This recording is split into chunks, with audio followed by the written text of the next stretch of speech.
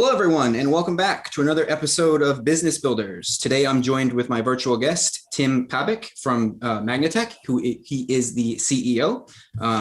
They are a premier technology company offering affordable, responsible, and reliable IT support to small and medium-sized businesses. Tim, welcome to the show. Thank you for having me, Charles. So Tim, I always love to start off the episode with allowing our listeners to learn a little bit more about our guests. So why don't you tell us a little bit about yourself and kind of how you got into the IT/security industry? Well, yeah, so I've been at this for about 20 years professionally. And so from the time that I started with this career path was right around the time of Y2K. So it was a real popular time to get into computers and computer science. I realized a couple of years into my collegiate program that I didn't want to program and do a lot of coding. I wanted to focus a lot more on infrastructure and hardware and just making things work. So I shifted my concentration to networking and learned how to program, but it was not really programming software. It was programming architecture, infrastructure, things like that. So that's the direction I went into. I was always fascinated with cybersecurity stuff. So when I first started my first job at Aon Corporation in Chicago, I was really fascinated by cybersecurity and the security team and things that they were doing with VPN, encryption, and so that became a focus. But the first focus I had was with email. So I started with messaging and email and learning about email and how that's all done. And it became a focal point for me. But then combining that with cybersecurity stuff, it just became the thing I gravitated towards. I started Magnitech 10 years ago, and we're headquartered in Naperville, Illinois. But we have now a second location in Naples that we just started up. So with that, we became members of SWFL. And, so we're really excited to be here, excited to expand. Illinois is still a very healthy place, and that's where we continue to serve customers. However, we are excited about what lies ahead in terms of Florida and Southwest Florida. So we're very excited about the expansion, and that's why we're here. Yeah, well, congratulations and welcome to Southwest Florida. Welcome to Naples. Obviously much different climate than what you're familiar to, but that's primarily why people come here. So that's really exciting. I kind of wanted to kick off our topic today, which is all about cybersecurity and ways businesses can protect themselves. I actually have an interesting statistic that I think would be a perfect kind of lead into our conversation today. And that's according to the FBI, ever since COVID-19 began, there has been a reported increase by 300% in cyber crimes. So obviously that's a big number. I'm assuming it has to do with, the large influx of people who are now working remotely versus prior to when COVID began. Well, if you could believe this, cyber criminal activity is a larger business than the Mexican drug cartel. So it does generate a lot of money. In ransoms and just attacking larger companies that surprisingly, with all this money that they should have in their IT budget, they don't spend a whole lot on their backups and disaster recovery because they're paying the ransom to get decrypt keys so they can get back to their data. So the advice that I would give people right out of the gate, if they were concerned about cyber crime and those types of activities and whether or not that can cost them, is to ensure that you're spending money at least on your backup and disaster recovery plans. Make sure that you have good data backups. Over here, we push and oftentimes put in backups that back up every hour on the hour, both locally, and then we'll offsite that as well, just to protect and have that data in multiple places.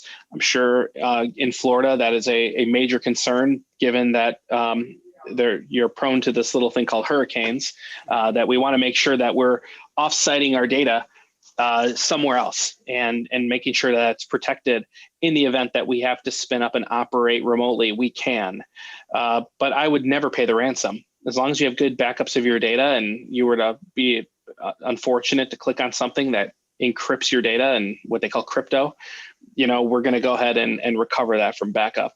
There hasn't been a whole lot of that lately, which, knock on wood, that that seemed to be a big deal 3-4 years ago. We're seeing a lot less of these crypto attacks, these ransomware attacks. What we are seeing now is an uptick in phone type scams, which is part of the COVID theme, where they are, calling you from a spoofed phone number, which looks very close to your own number. Might be the same area code, might be the same prefix. So you're more inclined maybe to pick up the phone because it looks like a local call. It could be anybody. It could be any business. It could be the school calling you. It could be, it could be the dealership calling you about your car. It could be anything. So you answer, and you end up then getting tricked into possibly giving away information, giving away money. Basically saying, hey, listen, if you buy, if we get you up on the list and we do this, we can get you in the front of the line for the vaccine, stuff like that, which might have been the big uptick 4 or 5 months ago. Not so much now, as the vaccine is getting a little more readily available, and now you can get registered for it now that they've opened it up. But it's that's what we've seen. And these places are they're data centers. They've got or call centers, I should say. There's people sitting in there dialing all day long, trying to trick you into letting these people get remotely connected to your computer using software called TeamViewer, or, basically saying, well, Charles, I want to get you up to the top of the list from, with the vaccine. I'm going to send you an authorization code so that you can prove you are who you say you are. And then once you give that authorization code back to me, because I'm going to text it to you, then we'll get you scheduled for the vaccine. And then when you give that authorization code back to them over the phone, they just enrolled your cell phone in the Google Voice account. Next thing you know, they're calling your family members saying that I've got Charles in a prison, and go ahead and wire me $100,000 or something like that. So it just becomes this trick and this game that these guys are playing, that these cyber criminals are playing. What we have to do to stay ahead of it is educate. We just have to be in front of this and reminding your members that, hey, this can happen. This is, when it's too good to be true, or you're being promised all this stuff, just have a good laugh and hang up, because the IRS, the CDC, none of these places are going to call you. They're not going to call you. They're so disorganized. Not to get political, but when was the last time the government was good at anything other than self-defense or national defense? Yeah. But aside from that, they're not going to call you. They're not going to try to sell you vaccine passports. So you start getting something, a call like that, hang up. Yeah. Speaking of education, if you don't mind, I'd like to back up just a little bit when we talked about backing up our data. Essentially, what you're talking about really is just taking the information that's on your computer, on your systems, on your hard drives, and putting it basically in another location. Are there simplified ways? Like, which way do you recommend a small business actually implement that strategy? Is it something that they can do, or is it something that they should always kind of leave to an expert? There are ways to do that yourself. There are services out there that charge you a monthly fee to back up your data. So if you don't really have a network and you just have 1 or 2 computers and you're like a solopreneur and you're going to, just operate off your own laptop, then absolutely, I would invest in some sort of an online service where you pay a monthly fee and you can just back up, and every night or several on schedule, however you decide to customize it, it will upload your data to the cloud somewhere. What's nice about that is a couple of things. One, your laptop breaks, hard drive fails, whatever, you can get to that data pretty quickly and download it back to a new computer. So that's the nice thing about that.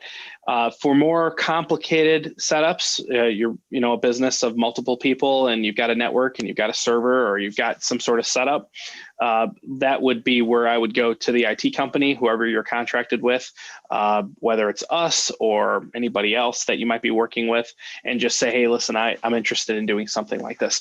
You should have that as a baseline standard. This isn't some sort of upsell. Every managed service provider like us that comes in and does work with another business, and we say B2B or business to business, should be providing you some sort of backup as part of your plan. That should be a standard. It's not an upsell. It's not an add-on. Everybody should back up their data at a minimum. So in those scenarios, on your network, sitting right next to your server would be a small appliance, small little device that would sit there, and it's got some software on it, and it will take snapshots. It'll take pictures of your server every hour on the hour and make copies and back it up to this other device. So, and then every night that thing will offsite and go somewhere else. And the reason why we like to do that and do it in two places is not everything's going to require a full physical disaster where you got to go to the cloud and download it. That takes time. It takes time to download that much data. But what we like to do is say, all right, you deleted a file at 1:15 in the afternoon. We're going to go to the 1 o'clock backup, and at worst, you're out 15 minutes of time to recreate whatever you had to create. But you don't have to worry about the data not being there. It will be there, and then we'll just go ahead and get to that local backup, grab it, copy and paste it over, and you're back in business. So it's a really nice way to do it. Yeah, definitely better than missing, months and months of data than, 15 minutes, that sort of thing. So that's great. Thanks for the insight there. One of the things I'll jump back to that you kind of just started talking about was the phone calls. But really, I guess to explain to our viewers, what are the common ways that most people are targeted by cyber attacks or cybercrime? We talked about phone, we talked about email. Are there any other major things that people need to be aware about? Well, it's not always a phone call. Sometimes it's a random text. And when you see a random text like that, it could be somebody in your contact list has gotten attacked and they've gotten compromised. And now you're on the list because you're a contact of the person that got targeted and got hit. So once in a while, you may receive a random text from somebody. But email, right now, email is still the main one. And the anatomy of that is not that complicated. These guys are getting clever, but they're not that smart. Just if you could easily backtrack, how did they get my information? The way they got their information is, most of what we do professionally is public. My profile is out on LinkedIn. There's a lot of people that use social media to declare where they work. And when you have that, especially if you switch jobs and you start a new job and you declare, because you put your position out there, hey, I'm starting a new job here, that gets pushed out to the network. And a lot of that is public. So you'll have these bad actors sitting on social media. They'll see that you started a new job. They'll click on your profile. They'll see it. They'll see where you work. They'll go to the company page and they'll see all the other employees. Well, they'll look for the owner or CEO. They'll look for somebody in charge in that list. And then what they'll do is they'll create a free Gmail account or a free Microsoft account or something with that person's name on it. And they'll send an email to the new employee and they'll try the old gift card trick. Hey, I want you to go out and run out and get me a bunch of gift cards and read me the codes.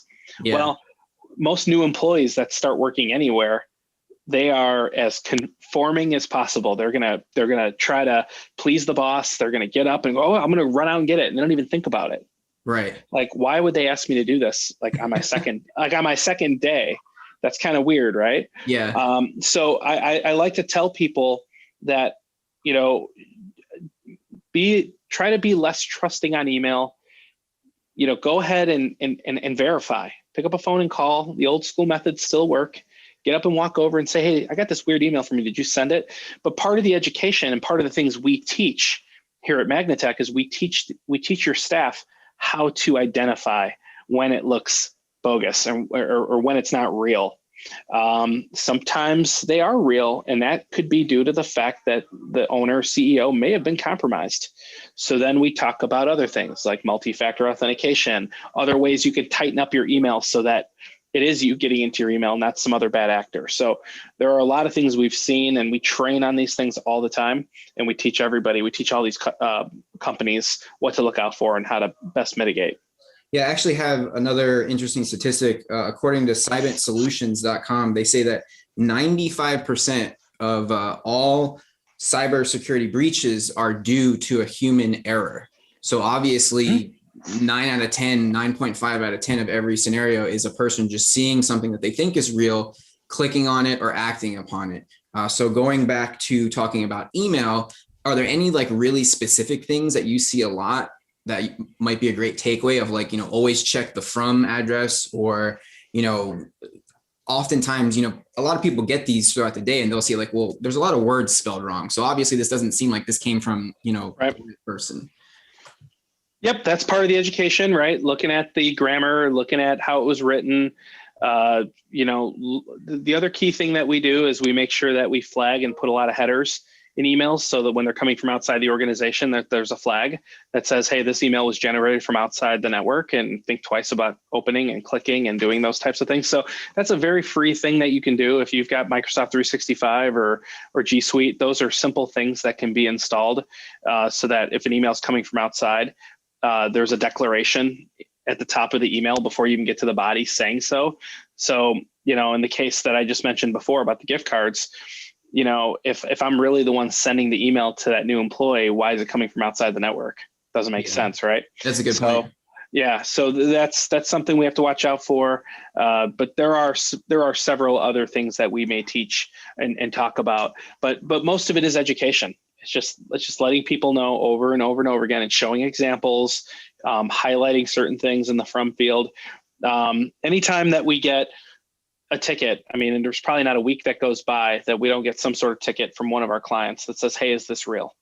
Is this real? And they want us to check, and that's what we do. We do that free of charge for our clients. If you get something that looks weird and you're just not sure, send it over to us. We'll look at it for you. Yeah. And that's fine. You should never be afraid. No one should ever be afraid to admit what they don't know. That's okay. That's what we make our living on that, and we charge for that kind of advice. And so when you're sending stuff over to us, we're happy to look at it. Awesome. Well, let's change gears a little bit and let's talk about another familiar thing that people probably deal with every day for many different applications: passwords. Just kind of your general insight, what's a good password? What's a bad password? When should I change my password? Should I get a password manager? All those different things. I'll start with your last question. Should you get a password manager? I would say yes.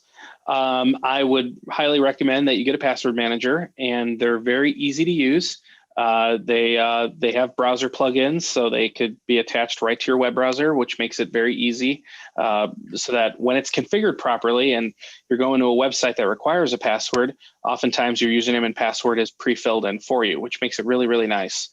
I also would advise people not to change their passwords all that often. I think that a standard 90-day policy is good practice. I wouldn't recommend changing too often, because what do people do? If they change their password too often, they're going to start making it the same across the board. And that's something we really don't want to do. We don't want to make one password used wholesale across the entire spectrum, because all somebody has to do is get it right in one area, and then all of a sudden they can get in everything else. So we have to be very careful. But passwords aren't the end all be all. They are important. And what's nice about password managers is that you could have them automatically generate a random character password, which is great, because if you don't know your password, you can't give it out, right? So I like the fact that password managers will offer that, where you can generate a password automatically, and the password manager then will apply it to the password field. But when I say it's not the end all be all, I'm referring to multi-factor authentication.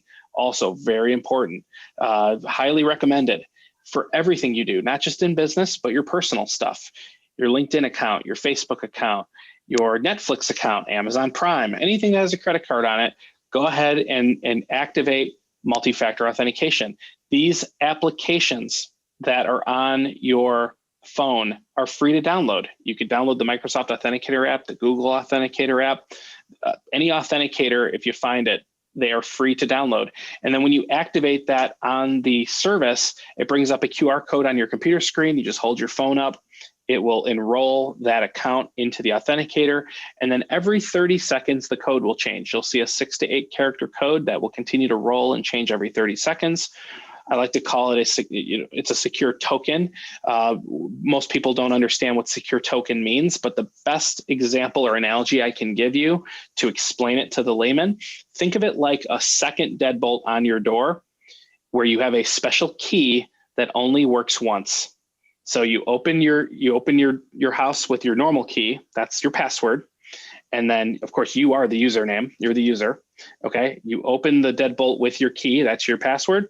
And then you have a special key that only works once that you use on a special lock. And that's the way you really get in. Okay. And then once you've used that key once, you throw that key away and it can't be used ever again. That's the secondary token. That's the second factor. When they say two-factor or multi-factor, that's how you get in. And what's nice about the phone these days is that if you have an iPhone or you have an Android, they're using facial recognition now, or your thumbprint or something like that, just to get beyond that. So now you have like a third factor, because now even that code doesn't work anymore. You can't even get to the authenticator sometimes unless you apply your thumb or your face to the phone. So, and it seems like everyone's always got their phone in their pocket. So it's a really convenient way. There's almost really no excuse to not have those. Totally. I mean, yeah, right. I mean, if you walk out of a room with your phone, you get anxiety a lot of times. I mean, people are so attached to these things. So the idea that some bad guy would have your username, your password, and your phone is very remote and nearly impossible nowadays, because the authenticator is requiring facial recognition and your thumb or your thumb just to get to that code. And if you walk out without your phone, even that's not a huge deal if you have the watch. So if you have an Apple Watch or you have something that works with your phone, the app, the authenticator app actually works with your watch as well. So you can validate right on your wrist. Yeah, that's a great example.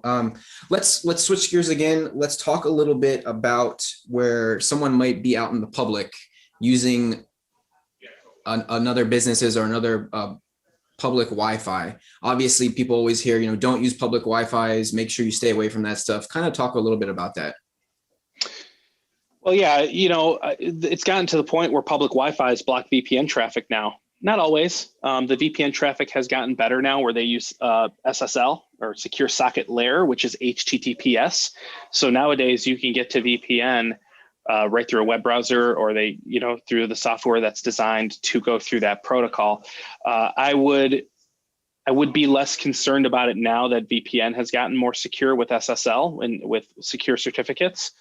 Not to get overly technical, but yeah, anytime you get on a public Wi-Fi, you're at risk. So what I oftentimes tell people is, have a hotspot on your phone and use your phone to get to the internet if you have to. If you're worried about public Wi-Fi, then go ahead and use your phone as a hotspot and attach that way, which is secure. You're the only one then that knows the password to get on the Wi-Fi. It wouldn't be a public Wi-Fi anymore. It's a private one.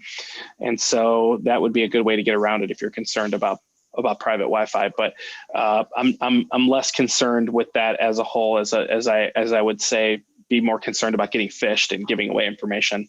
One great example, if I can just talk about phishing one more time, the one area of concern that you also have to look out for is Outlook rules. That would be very important. Go into your Outlook rules from time to time and see if the rules that you've set up for filing your emails is something that you have set up.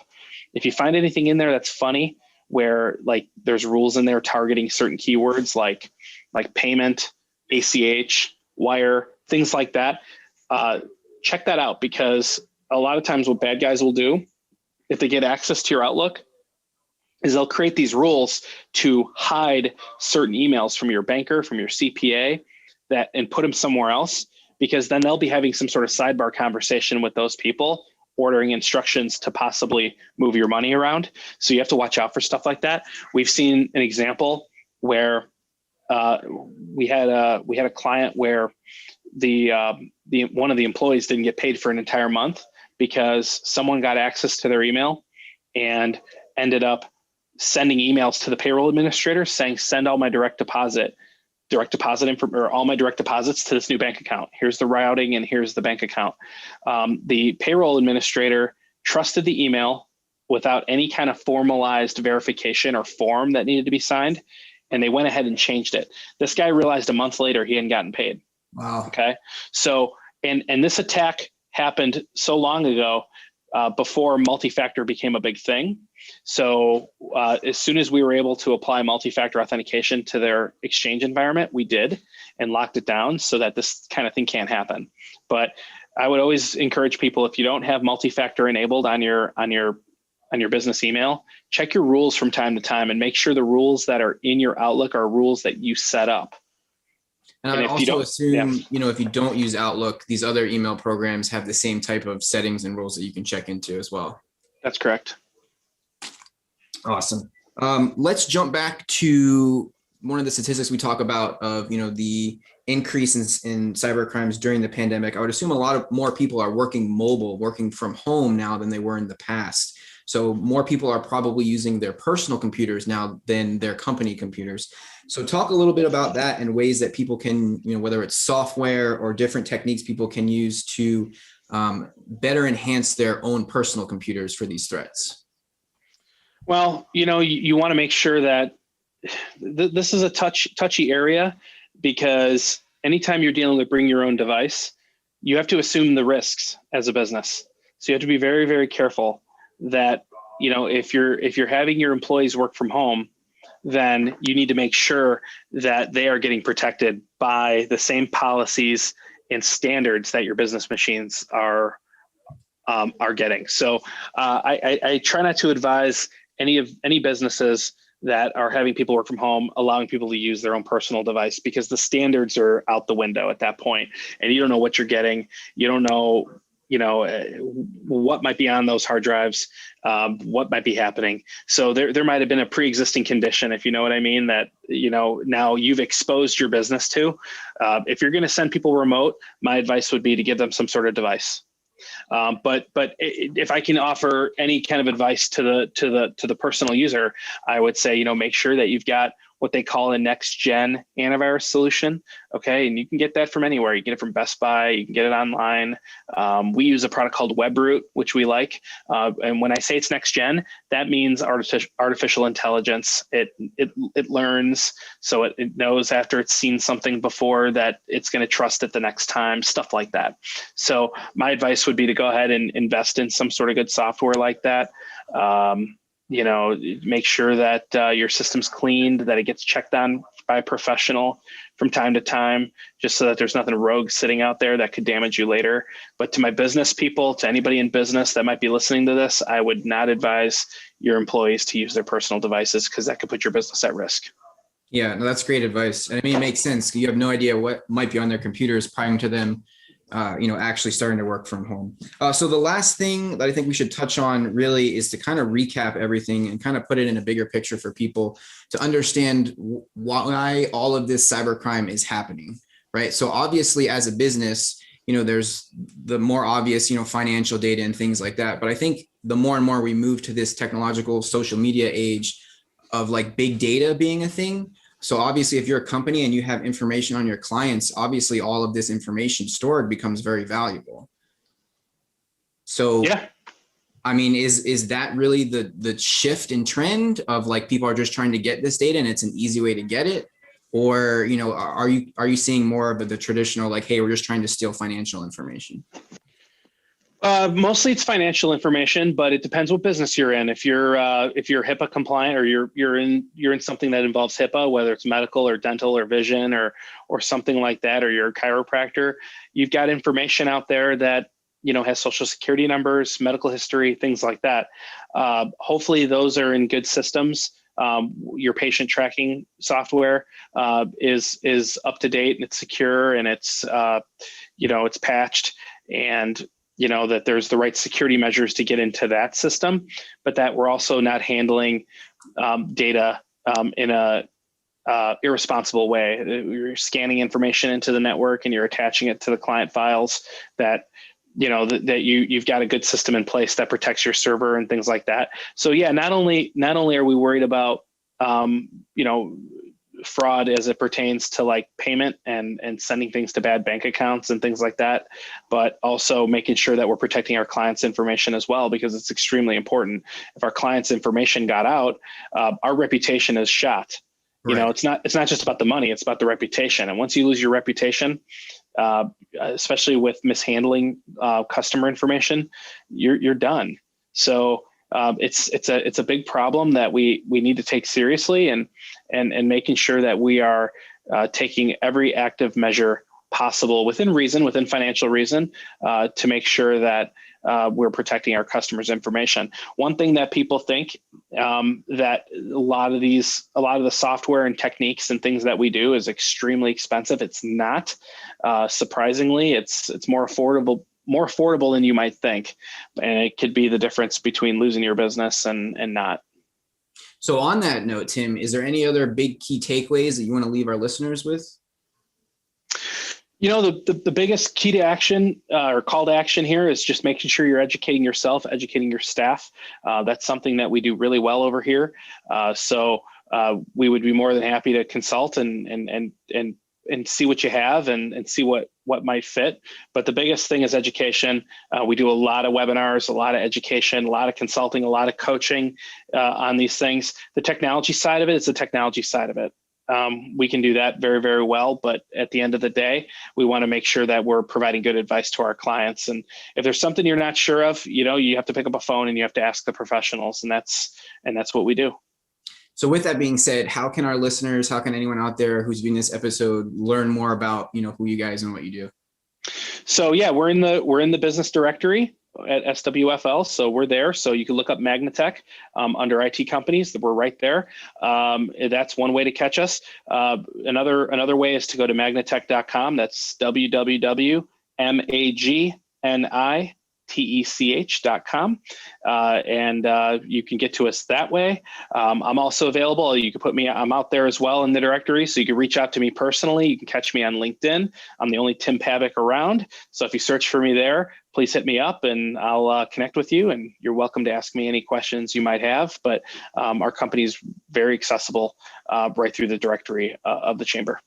Awesome. Well, thank you so much, Tim. Hopefully we've done a good job of educating the listeners on not only the importance of, protecting your business, but the reasons why. So thank you so much, Tim. Charles, thank you very much for having me. If you enjoyed listening to this episode, make sure to click that subscribe button so you never miss another show. Join other professionals looking to grow their business with Southwest Florida Inc. at SWFLinc.com and sign up for a free membership today. Thanks so much for listening to Business Builders. We'll see you next time.